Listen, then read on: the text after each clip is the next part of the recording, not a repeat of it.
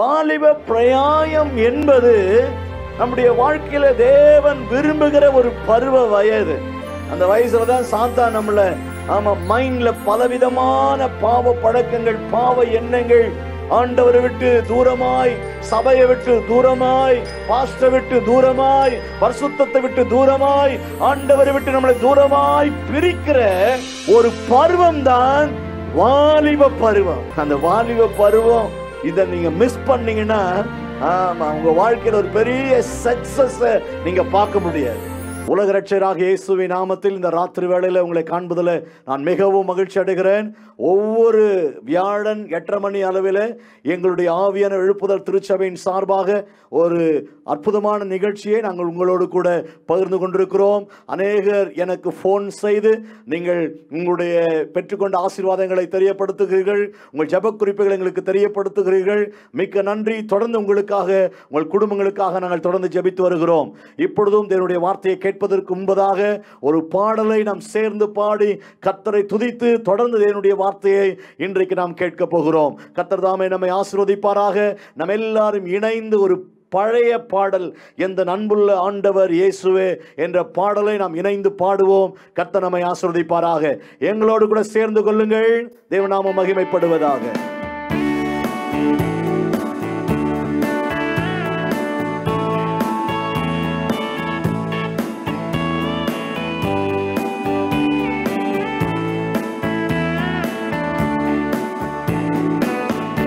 எந்தன் அன்புள்ள ஆண்டவர் இயேசுவை, உந்தன் நாமத்தை போற்றிடுவே. எந்தன் அன்புள்ள ஆண்டவர் இயேசுவே, உந்தன் நாமத்தை போற்றிடுவே. உம்மை போலொரு தேவனை பூமியில் அறிந்திட உயிர் தந்த தெய்வமே நீ. உம்மை போலொரு தேவனை பூமியில் அறிந்திட உயிர் தந்த தெய்வமே நீ. ஆனந்தம் ஆனந்தமே, அல்லும் பகலிலும் பாடிடுவே. ஆனந்தம் ஆனந்தமே, அல்லும் பகலிலும் பாடிடுவே. இயேசுவே எந்த நாருயிரே, இயேசுவே எந்த நாருயிரே. பெற்ற தாயும் என் தந்தையும் மானவரே, மற்றும் எல்லாம் எனக்கு நீரே. பெற்ற தாயும் என் தந்தையும் மானவரே, மற்றும் எல்லாம் எனக்கு நீரே. வானம் பூமியும் யாவுமே மாறிடினும் நீரோ வாக்கு மாறாதவரே. வானம் பூமியும் யாவும் மாறிடினும் நீரோ வாக்கு மாறாதவரே. ஆனந்தம் ஆனந்தமே, அல்லும் பகலிலும் பாடிடுவே. ஆனந்தம் ஆனந்தமே, அல்லும் பகலிலும் பாடிடுவே. இயேசுவே எந்த நாருயிரே, இயேசுவே எந்த நாருயிரே. உயர் அடைக்கலத்தில் என்னை வைத்தவரே, உந்தன் நாமத்தை நம்பிடுவேன். உயர் அடைக்கலத்தில் என்னை வைத்தவரே, உந்தன் நாமத்தை நம்பிடுவேன். உம்மை அல்லாது பூமியில் யாரையும் நம்பிடேன், உயிருள்ள தெய்வமே நீ. உம்மை அல்லாது பூமியில் யாரையும் நம்பிடேன், உயிருள்ள தெய்வமே நீ. ஆனந்தம் ஆனந்தமே, அல்லும் பகலிலும் பாடிடுவே. ஆனந்தம் ஆனந்தமே, அல்லும் பகலிலும் பாடிடுவே. இயேசுவே எந்த நாருயிரே, இயேசுவே எந்த நாருயிரே. எந்தன் சிருஷ்டிகரே உம்மை நினைத்திடவே தந்த வாலிப நாட்களிலே. எந்தன் சிருஷ்டிகரே உம்மை நினைத்திடவே தந்த வாலிப நாட்களிலே இந்த மாய உலகத்தை வெறுத்திட அளித்தீரே பரிசுத்த ஜீவியமே. இந்த மாயை உலகத்தை நிறுத்திட அளித்தீரே பரிசுத்த ஜீவியமே. ஆனந்தம் ஆனந்தமே அல்லும் பகலிலும் பாடிடுவே இயேசுவே எந்த நாருயிரே, இயேசுவே எந்த நாருயிரே. எல்லாரும் சேர்ந்தனோடு இயேசுவே எந்த நாருயிரே. பொன் வெள்ளியுமோ பெரும் பேர் புகழோ பண ஆஸ்தியும் வீணல்லவோ. பொன் வெள்ளியுமோ பேர் புகழோ பண ஆஸ்தியும் வீணல்லவோ. பரலோகத்தின் செல்வமே என் அருள் இயேசுவே நீரே போதும் எனக்கு. பரலோகத்தின் செல்வமே என் அருள் இயேசுவே போதும் எனக்கு நீரே. ஆனந்தம் ஆனந்தமே அல்லும் பகலிலும் பாடிடுவே இயேசுவே எந்த நாருயிரே, இயேசுவே எந்த நாருயிரே. எந்த அன்புள்ள ஆண்டவர் இயேசுவேனும் உந்தன் நாமத்தை போற்றிடுவேன். உம்மை போலொரு தேவனை பூமியில் அறிந்திடேன் உயிர் தந்த தெய்வமே நீ. உம்மை போலொரு தேவனை பூமியில் அறிந்திடேன் உயிர் தந்த தெய்வமே நீ. ஆனந்தம் ஆனந்தமே அல்லும் பகலிலும் பாடிடுவே இயேசுவே எந்த நாருயிரே, இயேசுவே எந்த நாரு. சொல்லுங்க வாலிப பிள்ளைகளை, இயேசுவே எந்த நாருயே. அன்பு தங்கச்சி, அன்பு தம்பி, என்னோடு கூட இணைந்து தேவனுக்கு நன்றி சொல்ல மாட்டாயா? நாருயிரே, இயேசுவே எந்த நாருயிரே.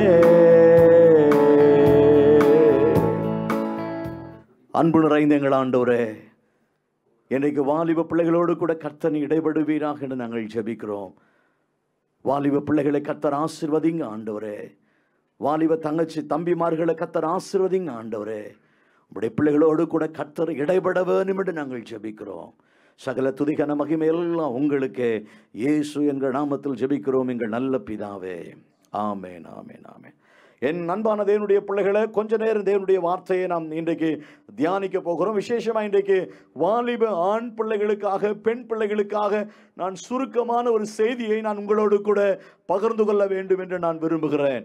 நாம் எல்லாரும் ஒரு வேத பகுதியை எடுத்துக்கொள்வோம். பிரசங்கி 12ஆம் அதிகாரத்தின் 1வது வசனம் ரொம்ப அழகான ஒரு விஷயத்தை நமக்கு சொல்லிக் கொடுக்கிறது. வாசியுங்கள். நீ உன் வாலிப பிரயாதத்திலே உன் சிருஷ்டிகரை நினை. தீங்கு நாட்கள் வராததற்கு முன்னும் எனக்கு பிரியமானவர்கள் அல்ல என்று நீ சொல்லும் வருஷங்கள் சேராததற்கு முன்னும். தேவனுடைய பிள்ளைகளே, தேவனுடைய நாமத்தின் மகிமைக்காக கர்த்தர் தாம் உங்களை ஆசீர்வதிப்பாராக. உன் வாலிப பிரயாயத்திலே உன் சிருஷ்டிகரை நினைக்க வேண்டும் என்று எழுதப்பட்டிருக்கிறது. வாலிப பிரயாயம் என்பது நம்முடைய வாழ்க்கையில தேவன் விரும்புகிற ஒரு பருவ வயது. அந்த வயசுல தான் சாத்தா நம்மள மைண்ட்ல பலவிதமான பாவ பழக்கங்கள், பாவ எண்ணங்கள், ஆண்டவரை விட்டு தூரமாய், சபையை விட்டு தூரமாய், பாஸ்டரை விட்டு தூரமாய், பரிசுத்தத்தை விட்டு தூரமாய், ஆண்டவரை விட்டு நம்மளை தூரமாய் பிரிக்கிற ஒரு பருவம் தான் வாலிப பருவம். கர்த்தர் நாமத்திற்கு ஸ்தோத்திரம். அந்த வாலிப பருவம் இதை நீங்க மிஸ் பண்ணீங்கன்னா உங்க வாழ்க்கையில் ஒரு பெரிய சக்சஸ் நீங்க பார்க்க முடியாது. அதனால தான் வேதம் சொல்லுகிறது, வாலிபனே, வாலிப தங்கச்சியே, உன்னுடைய வாலிப பிரயாயத்துல நீ கர்த்தரை நினைக்கணுமா. சங்கீதம் 91ல 14வது வசனம் சொல்லுது, அவன் என்னிடத்தில் வாஞ்சியாய். அவரிடத்தில் வாஞ்சை எப்ப வரணும் அப்படின்னா அதுதாங்க வாலிப வயசு.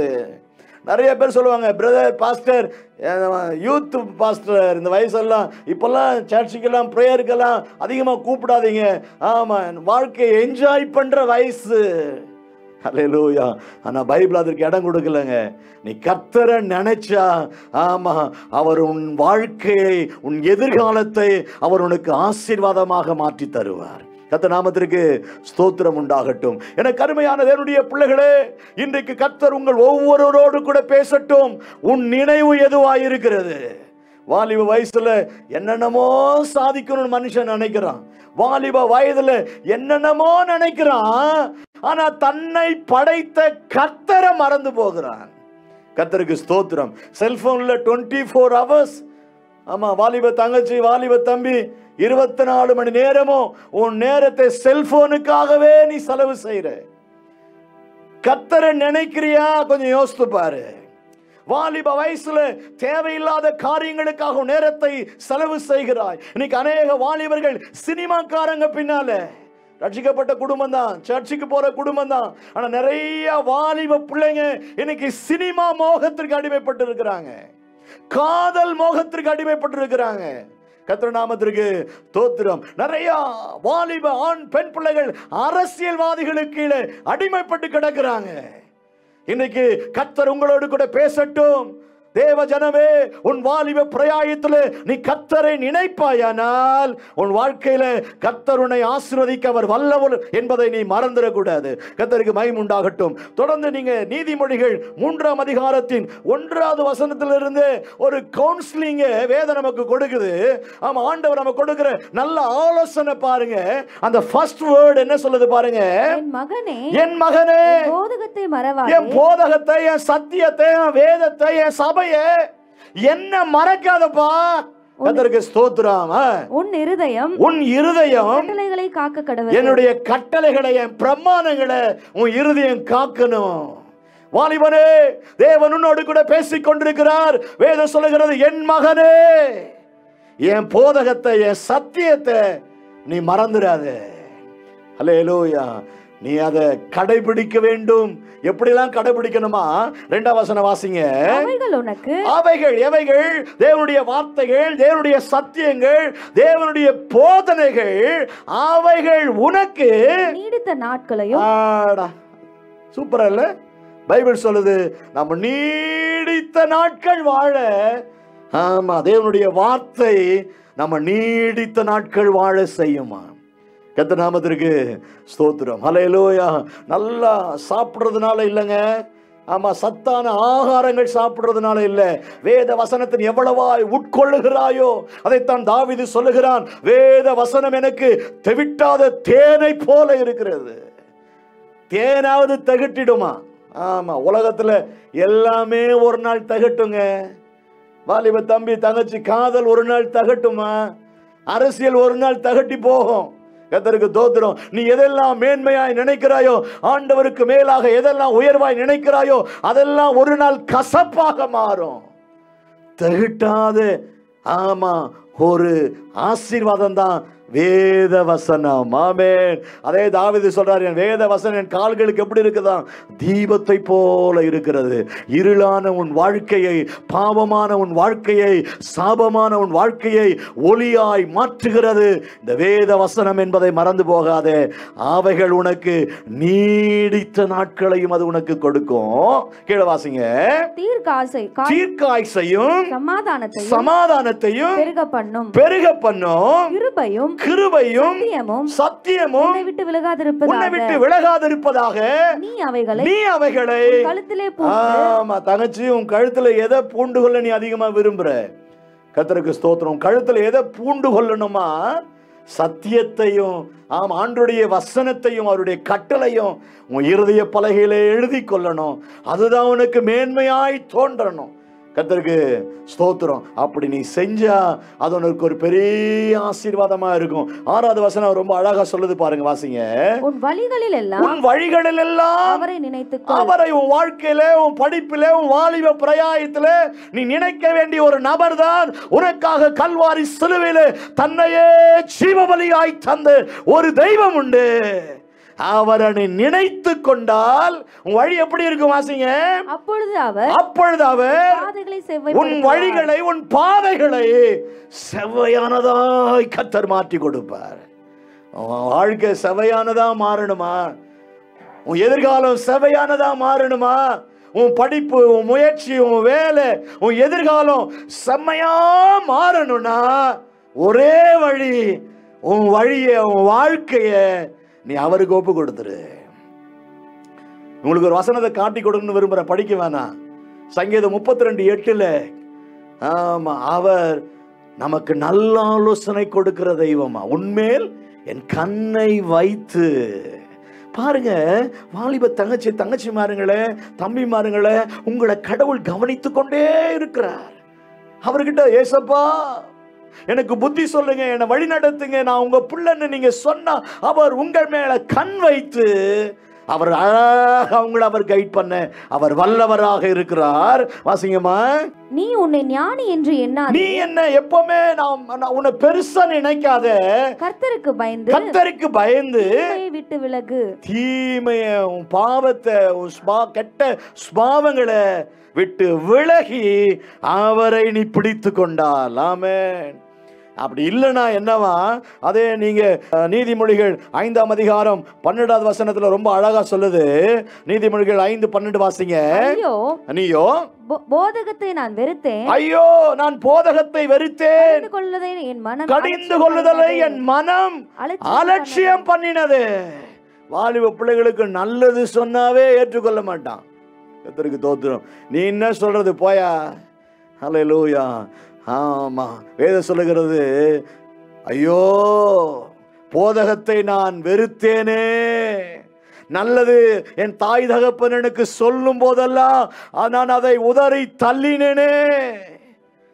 போதகத்தை ஒரு நாளும் புறம் தள்ளாதீங்க. அப்படி தள்ளினா என்ன நடக்குதான்? கீழே வாசிக்கிறான். என் போதகரின் சொல்லை நான் கேளாமல், என் பாஸ்டர் சொன்னதே, என் போதகர் சொன்னதே நான் கேளாமல் போனேனே. எனக்கு உபதேசம் பண்ணினவர்களுக்கு என் செவியை சாய்க்காமல் போனேனே.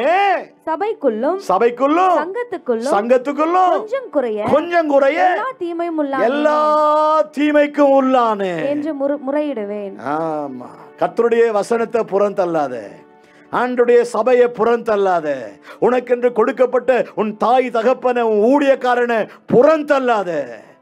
வாலிபனே, கர்த்தரோடு கூட பேசிக் கொண்டிருக்கிறார். இந்த வயசுல எல்லாம் நமக்கு தேன் போலத்தான் தெரியும். ஆனா கர்த்தரை விட உயர்ந்தது வேற எதுவும் இல்லை. ஹல்லேலூயா. கர்த்தருடைய நாமத்திற்கு மகிமை உண்டாகட்டும். இங்கே டேனியல் என்கிற வாலிபர்களை குறித்து நான் உங்களுக்கு சொல்லணும்னு விரும்புகிறேன்.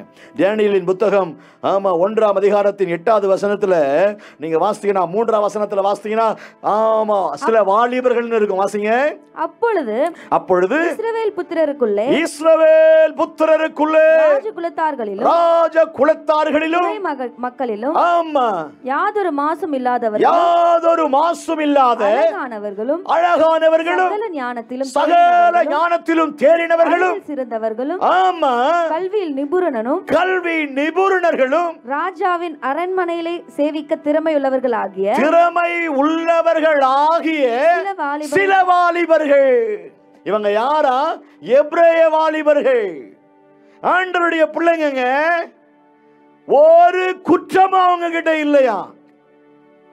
எவ்வளவு நல்ல வாலிபர்கள் பாருங்க, எப்படி நல்ல பிள்ளைங்களை வளர்த்து இருக்கிறாங்க. பெற்றோரே, நம்ம பிள்ளைகளை வளர்க்க வேண்டியது நம்ம மேல விழுந்த கடமை. தகப்பன் பரம்ப கையாளணும்னு வேதம் சொல்லுகிறது. உன் பிள்ளைகளை நீ ஞானமாய் கடிந்து அவர்களை நல்லுபதேசப்படுத்து. நல்ல விஷயங்களை பிள்ளைகளுக்கு சொல்லிக் கொடுங்க. இஸ்ரவேலர்களுக்கு அந்த நாட்கள்ல ஆமா கைகளிலே கட்டியிருப்பாங்க, நெத்தியிலே கட்டியிருப்பாங்க. கர்த்தருக்கு ஸ்தோத்திரம். ஆகையினால்தான் நியாயாதிபதிகள் 6ஆம் அதிகாரம் 13ஆம் வசனத்துல அந்த மனுஷன் கிதியோன் கேட்கிறான், எங்களுக்கு இப்படிலாம் சொன்னாங்களே, எகிப்து தேசத்திலிருந்து கடவுள் எங்களை நடத்தி வந்த அற்புதங்களை எங்களுக்கு எங்கள் முற்பிதாக்கள் விவரித்து சொன்னார்களே. தேவனுடைய நன்மைகளை, தேவனுடைய அற்புதங்களை, நம்முடைய தேவன் யார் என்பதை பெற்றோர்களே உங்கள் பிள்ளைகளுக்கு நீங்கள் விவரித்து சொல்ல வேண்டும். அப்படி சொல்றது நம்ம மேல் விழுந்த கடமை அப்படின்றத மறந்துடாதீங்க. அப்படி சொன்னதுனால தான் அந்த 3ஆம் வசனம் சொல்லுகிறது, மாசில்லாத வாலிபர்கள். நீங்க 8ஆம் வசனத்தை வாசிச்சா, ஆமா பாருங்க, வாசிங்க. தானியேல் ராஜாவின் போஜனத்தினாலும் பானம் பண்ணும். ஆமா, அவன் பானம் பண்ணும். திராட்சை ரசத்தினாலும் தன்னை தீட்டுப்படுத்தல் ஆகாது என்று ஆமா இருதயத்திலே ஒரு டெடிகேட், ஒரு தீர்மானம் செய்தான். ராஜாவின் உணவு மாத்திரம் இல்லையா, ராஜா குடிக்கிற மதுபானத்தை கூட நான் தொட மாட்டேன், ராஜாவின் உணவை நான் தொட மாட்டேன், எனக்கு எளிமையான உணவு போதும். அவன் தீர்மானம் எடுக்கிறான். வாலிபனே, குடியனால விட முடியல, சிரட்டு போத பழக்கத்திற்கு அடிமைப்பட்டு போயிட்டேன், என் ஃப்ரெண்ட்ஸ் பேச்சு கேட்டு இன்னைக்கு நான் என்னால சாராயத்தை குடி பழக்கத்தினால வெளியே வர முடியல, பாஸ்டர் போத பழக்கத்தினால வெளியே வர முடியல, எவ்வளவோ முயற்சி எடுக்கிறேன், என்னால முடியலன்னு சொல்றியா? கர்த்தர் உன்னை விடுவிக்க, ரட்சிக்க, உன்னை காப்பாற்ற அவர் வல்லமையுள்ளவர் என்பதை வாலிபனை நீ மறந்து போகாதே. வாலிப பிரயாயத்துல உன் சிருஷ்டிகரை நினைக்கணும்னு தான் கர்த்தர் ஆமா உண்மையில் தயவாக கிருபையாக இருக்கிறார். கர்த்தருக்கு மகிமை உண்டாகட்டும். அவரை நினைத்துக்கொள். தானியேல் அந்நிய தேசத்துல அடிமையாக்கப்பட்டவனாக இருந்தான். அங்க போய் சொல்றான், ராஜாவின் ஆமா போஜனமா இருக்கட்டும், அவர் குடிக்கிற ஆமா எந்த விஷயமானாலும் அது எனக்கு வேண்டாயா, அது எவ்வளவு காஸ்ட்லியானதா இருக்கட்டும் எனக்கு என்ன, விலை உயர்ந்த ஆகாரமா இருக்கட்டும் எனக்கு என்ன, என்னை கர்த்தர் அழைத்திருக்கிறார். அந்த உணவினாலேயோ அந்த மதுபானத்தினாலேயோ நான் என்னை தீட்டுப்படுத்திக்க மாட்டேன், என்னை தீட்டுப்படுத்திக்க மாட்டேன் என்று சொல்லி இன்றைக்கு நீ ஒரு தீர்மானத்தை எடுக்க வேண்டும் என்று ஆண்டவர் விரும்புகிறார். உலகம் தீட்டான உலகம், பாவம் நிறைந்த உலகம், எங்கு பார்த்தாலும் பாவங்கள் நிறைந்திருக்கிறது. இவைகளிலிருந்து உன்னை காப்பாற்றிக் கொள்ள ஒரே வழி இயேசு ஒருவர் மாத்திரமே. ஹல்லேலூயா. கர்த்தருடைய நாமத்திற்கு மகிமை உண்டாகட்டும். ஆகையினால் தான் உபாகமத்தில் வாசிக்கிறோம், 8ஆம் அதிகாரத்தின் 18ஆம் வசனத்தை வாசியுங்கள். உன் தேவனாகிய கர்த்தரை நினைப்பாயாக. உன் தேவனாகிய கர்த்தரை நினைப்பாயாக. போதும் கொஞ்சம். இங்க இதை செய்தியை கேட்கிற நீ யாரானாலும் சரி, உன் தேவனாகிய கர்த்தரை நினைங்கன்னு வேதம் சொல்லுகிறது. கர்த்தரை விட்டு, சபையை விட்டு, ஊழியத்தை விட்டு, தேவனை விட்டு, பாஸ்டரை விட்டு தூரமா போய் கிடக்கிற 100 ஆடுகள் இருந்தது ஒரு மேய்ப்பனுக்கு. ஒரு ஆடு இந்த ஐக்கியத்தை விட்டு, இந்த 100 ஆமா இருக்கிற ஆடு மந்தையை விட்டு ஒரு ஆடு வெளியே போச்சியா. நடந்தது என்ன தெரியுமா? அது முள்புதர்ல போய் சிக்கிக்குச்சு. அதைத்தான் வேதம் சொல்லுகிறது, உன் தேவனாகிய கர்த்தரை நினைப்பாயாக. அவரோடு கூட இரு, அவரோடு கூட பழகு. யோபுல வாசிக்கிறோம், சமாதானம் வரும் உனக்கு. உன் பழக்கம் எங்கே இருக்கிறது? இந்த செய்தியை கேட்கிற தேவ பிள்ளையே, உன்னுடைய ரிலேஷன்ஷிப் எங்கே?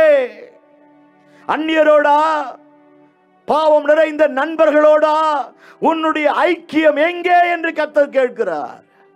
கர்த்தருக்கு ஸ்தோத்திரம். உலகத்தோடு வேணாங்க. உலகம் ஆமா தேவனுக்கு விரோதமான பகை, அதை தேவன் விரும்புகிறதே இல்லை. பேலியாளின் கூட்டத்தை தேவன் விரும்புகிறது இல்லை. நீங்கள் தேவனுக்கு என்று வேறு பிரிக்கப்பட்ட இஸ்ரவேலின் ஜனம். ஹல்லேலூயா. அதுதான் கர்த்தர் சொல்றாரு, ஆமா அவரை கொஞ்சம் நினைச்சுக்கோப்பா, அவர் உன்னை எப்படி எல்லாம் நடத்தினார் தெரியுமா? கீழே வாசிங்க, அந்த வசனம் தொடர்ந்து வாசிக்கலாம். அவரே உன் பிதாக்களுக்கு ஆணையிட்டு கொடுத்த தம்முடைய உடன்படிக்கையை உறுதிப்படுத்தும்படி பின்னாளில் உனக்கு உண்டாயிருக்கிறது போல ஐஸ்வரியத்தை சம்பாதிப்பதற்கான பலனை உனக்கு கொடுக்கிறவர். ஆமா, பின்னாட்களில் நீ ஆசீர்வாதமா, செல்வந்தனா, உயர்ந்த மனிதனாய், சீமானாய், ராஜானாய் வாழ்வதற்கு அவர் தான் உனக்கு கிருபை தர முடியும். அவரை பிடிச்சுக்க, அவரை மறந்துடாத. ஆரம்பம் கஷ்டமா இருக்கலாம், ஆரம்பம் பிரச்சனையா இருக்கலாம், ஆரம்பம் உபத்திரவமா இருக்கலாம், ஆரம்பம் நெருக்கமா இருக்கலாம். பயப்படாதே, அவரை நினைத்துக்கொள். கர்த்தருக்கு மகிமை உண்டாகட்டும். ஆமா, கெட்ட குமாரன் தகப்பனை விட்டு தூரமா போயிட்டான். எல்லாம் செலவழிந்தது, எல்லாம் விட்டுட்டு ஓடிட்டான் ஃப்ரெண்ட்ஸ் எல்லாம். கடைசி அவன் பன்னிகளோடு கூட தவிடு ஆமா, பன்னிகள் கூட தவிடு கிடைக்குது, இவனுக்கு இல்லைங்க.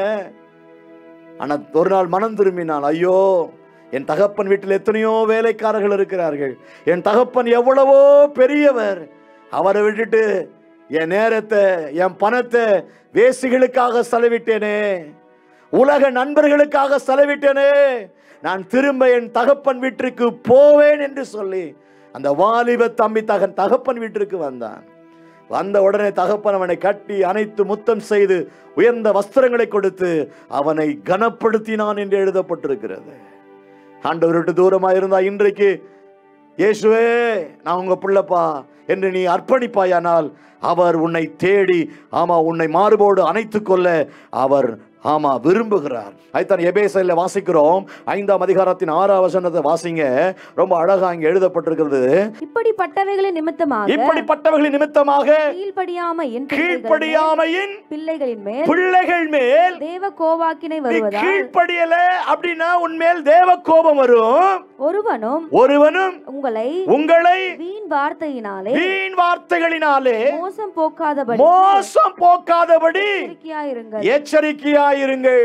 அதைத்தான் அதே பிரசங்கி 11:9 வாசிக்கிறோம். வாலிப பிரயாயத்தில் இஷ்டம் போல என்ன வேணா செய்யலாம், உன் நினைவுகளின்படி நடக்கலாம், ஆனா இவைகள் எல்லாவற்றின் நிமித்தம் ஒரு நாள் நியாயத்திலே கர்த்தர் கொண்டு வந்து நிறுத்துவார் என்று எழுதப்பட்டிருக்கிறது. இன்னைக்கு உன்னை ஒப்பு கொடுப்பாயா? வாலிப பிரயாயம் தேவனுக்கு உகந்த பருவம். கர்த்தருக்கு ஸ்தோத்திரம். இந்த வேதத்துல அப்சலோம் என்கிற தாவீதின் குமாரன் ஒருவன் இருந்தான். 2 சாமுவேல் 14ஆம் அதிகாரத்தின் 30வது வசனத்தை வாசிக்கும் போது வாசிங்க பார்க்கலாம். நான் முடிக்க விரும்புகிறேன். அப்பொழுது அவன் தன் வேலைக்காரரை பார்த்து, இதோ என் நிலத்திற்கு அருகே யோவாபின் நிலம் இருக்கிறது, அதிலே அவனுக்கு வார்கோதுமை விளைந்திருக்கிறது, நீங்கள் போய் அதை தீ கொளுத்தி போடுங்கள் என்றான். சரி, நான் விளக்கமாய் சொல்லி விடுகிறேன். இந்த அப்சலோம் என்கிறவன் ரொம்ப பொல்லாதவன். இந்த யோவாப்பு இவனுக்கு நன்மை செஞ்சான். கர்த்தருக்கு தோத்திரம். தாவீது தன் மகனை பார்க்க வேண்டும் என்று ஆசைப்பட்ட போது தூரமாயிருந்த அப்சலோமை தாவீதின் பக்கம் கொண்டு போக வேண்டும் என்று விரும்பினான். அப்பா நினைக்கணும்ல, அப்பா அவனை பார்க்க விரும்பல. இவன் எருசலேமில் இருக்கிறான், இவன் அப்பாவை உடனே பார்க்கணும்னு நினைச்சான். ஆனா அது முடியாததுனால தனக்கு நன்மை செய்த யோவாப்பின் நிலத்தை கொளுத்திட்டான், தீ வச்சிட்டான். எப்பவுமே நமக்கு ஒருத்தவங்க நல்லது செஞ்சாங்கன்னா அவங்களுக்கு ஒரு நாள் நம்ம கேடு நினைக்க கூடாதுங்க, தீமை செய்யக்கூடாதுங்க. இன்றைக்கு இல்லையா, புத்தி இல்லாதவனாக அப்சலோம் இருந்தான். ஆகையினால்தான் நீதிமொழிகள் 11ஆம் அதிகாரத்தின் 22வது வசனம் ரொம்ப அழகா ஒரு விஷயத்தை சொல்லுகிறது அப்சலோமை குறித்து. இன்னும் நீங்க வீட்டில் வாசித்தீங்கன்னா அவன் ரொம்ப அழகுள்ளவன், அழகு இருக்கு, ராஜாவின் பிள்ளை, நல்ல உயர்ந்த ஸ்தானம், ஆனா புத்தி இல்லைங்க அவனுக்கு. அல்லேலூயா. ஆமா, அழகு இருக்கிறதால இன்னைக்கு அழகுக்காக பியூட்டி பார்லர் பணத்தை நிறைய செலவு பண்றாங்க இன்னைக்கு நிறைய பேர். அழகு இருந்து புத்தி இல்லைன்னா ஒரு பிரயோஜனம் இல்லை தம்பி. அழகு இருந்து புத்தி இல்லைன்னா ஒரு பிரயோஜனம் இல்லை தங்கச்சி. வாசிங்க அந்த வேதத்தை. நீதிமொழிகள் 11:22 நான் முடிக்கணும்னு விரும்புறேன். வாசிப்போம். மதிகேடாய் நடக்கிற புத்தி இல்லாமல் நடக்கிற வாலிபரே, வாலிபர் பெண் பிள்ளையே, நீ யாரானாலும் மதி இல்லாமல் நடக்கிற அழகுள்ள ஸ்திரீ, அழகு இருக்கு, ஆனா அவள் பன்றியின் மூக்கிலுள்ள மூக்குத்திக்கு சமம். அழகா இருக்கிறா, புத்தி இல்லையப்பா. அப்சலோம் அழகானவன் தான், அவன் தான் நாட்டை ஆள வேண்டியவன், அவன் தான் ராஜ்யத்திற்கு வர வேண்டியவன். அவன்ல அழகு இருந்தது, திறமை இருந்தது, எல்லாம் இருந்துச்சு. ஆனா புத்தி இல்லாமல் போனானே. அதனால்தான் வேதம் சொல்லுகிறது அடிக்க நீதிமொழிகள்ல, ஞானத்தை தேடு, அது பொன் வெள்ளியை காட்டிலும் உயர்ந்தது. கர்த்தர் நாமத்திற்கு ஸ்தோத்திரம். அதே நீதிமொழி 31:30 ரொம்ப அழகான ஒரு வசனத்தை நான் வாசிக்க முடியும். நான் முடிக்கிறேன். சௌந்தரியமும் வஞ்சனை உள்ளது, அழகும் வீண். கர்த்தருக்கு பயப்படுகிற ஸ்திரீயோ அல்லது ஆணோ பெண்ணோ யாரானாலும் கர்த்தருக்கு பயப்படுகிறவர்களே தேவனால் புகழப்படுவார்கள். கர்த்தர் உன்னை புகழணும், கர்த்தர் உன்னை ஆசீர்வதிக்கணும், கர்த்தர் உயர்த்தணும்னா இன்னைக்கு சொல்லு, ஆண்டவரே நான் என்ன உங்களை கரத்தில் ஒப்பு கொடுக்கிறேன், என் வாலிப பிரயாயத்தோட கரத்தில் ஒப்பு கொடுக்கிறேன் ஐயா. அன்றைக்கு சாராள் ஆபிரகாமுக்கு எல்லாவற்றிலும் தன்னை அர்ப்பணித்து தன் கணவனை ஆண்டவனே என்று சொல்லி கீழ்ப்படிந்து தன்னை அலங்கரித்துக் கொண்டாள். புறம்பான அலங்கரிப்பினால் தன்னை அலங்கரித்துக் கொள்ளாமல், கர்த்தருக்கு ஸ்தோத்திரம், அவருடைய அலங்கரிப்பு எப்படி இருந்ததா? சாந்த குணம், ஆமா, தெய்வீக சுபாவம் உடையவளாய் தன்னை அலங்கரித்து சாட்சியாய் சாராள் வாழ்ந்தாங்க. பெம்பளை பிள்ளைங்களை சாட்சியாய் வாழுங்க. அழகு நம்ம தேவன் விரும்புறது இல்லை. உன் பக்தி, உன் பரிசுத்தம், கீழ்ப்படிதல், தெய்வ பயம், இதைத்தான் தேவன் விரும்புகிறார். கர்த்தருக்கு ஸ்தோத்திரம். இன்றைக்கு கர்த்தருக்கு உன்னை ஒப்புக்கொடு. வாலிபனை, எத்தனை உறவுகள் இந்த உலகத்தில் இருந்தாலும் இயேசுவை போல உறவு இந்த உலகத்தில், ஆமா, உனக்கு மேன்மையானது எதுவுமே இல்லை. அந்த இயேசுவை பிடித்துக்கொள். நிச்சயமாய் கர்த்தர் உன்னை ஆசீர்வதிப்பார். உங்கள் சபையோடு, உங்கள் ஊழியக்காரனோடு, உங்கள் பாஸ்டரோடு, ஆமாம், சபை விசுவாசிகளோடு நல்ல ஐக்கியப்படு. வாரந்தோறும் சபைக்கு போ. அதிகமாக ஜோமன், அதிகமாக வேதவாசி. கர்த்தருக்கே உன் நேரங்களை கொடு. நீ நல்லா இருப்ப. கர்த்தர் உன்னை ஆசீர்வதிப்பார். தொடர்ந்து ஒவ்வொரு வியாழக்கிழமையும் 8:30 மணி அளவில் இந்த நிகழ்ச்சிகளை பாருங்கள். தொடர்ந்து இந்த வெள்ளிக்கிழமை, அதாவது 15ஆம் தேதி, எங்களுடைய திருச்சபையில் அப்போஸ்தலர் நடபடிகள் புஸ்தகத்தை எழுதி அதில் ஏறத்தாழ ஒரு 82 பேருக்கு மேலே எக்ஸாம் எழுதியிருக்கிறாங்க. அவங்களுக்கு அவார்ட்னஸ் ப்ரோக்ராம்ஸ் நாங்கள் அன்றைக்கு வைத்திருக்கிறோம். ஒருவேளை சென்னையில் அங்கங்கே இருக்கிற இந்த செய்தியை கேட்கிற நீங்கள் அந்த ஃபங்க்ஷனில் நீங்கள் கலந்து கொள்ளலாம். அது 9:30 மணியிலிருந்து 1 மணி வரைக்கும், சாப்பாட்டு நேரத்தை விட அது முடியும். நீங்கள் கலந்து கொள்ளுங்கள். தொடர்ந்து அந்த டுனாமிஸ் ஆண்டு விழா, 25வது ஆண்டு விழா, அந்த நிகழ்ச்சிக்காக ஜெபியுங்கள். கர்த்தர் உங்களை ஆசீர்வதிப்பாராக. அன்பு நிறைந்த எங்கள் ஆண்டவரே, இந்த செய்திகளை கேட்ட உடைய பிள்ளைகள் ஒவ்வொருவரையும் கர்த்தர் ஆசீர்வதிப்பீராக. இயேசுவின் நாமத்தில் ஜெபிக்கிறோம் எங்கள் நல்ல பிதாவே. ஆமென், ஆமென். Thank you. God bless you. Praise the Lord.